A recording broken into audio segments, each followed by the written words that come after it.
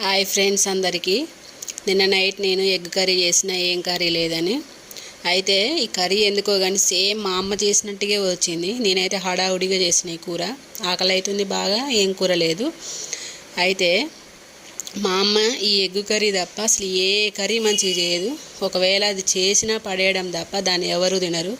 మేము ఇంటికి వెళ్ళినప్పుడు కూడా మా అమ్మమ్మే వండుతుంది, మేమే తింటాము. కానీ మా అమ్మ అసలు అన్నం కూర దగ్గరికి వెళ్ళదు. బయట నుంచి ఏమైనా తీసుకురమ్మంటే తీసుకొస్తుంది, చేయమంటే చేస్తుంది, కానీ అసలు చేయదు. ఎందుకో మళ్ళీ ఇంట్లో చేసినవి బాగుండవు, కానీ పెద్ద పెద్ద ఫంక్షన్ల కాడ అయితే బాగా చేసిద్ది.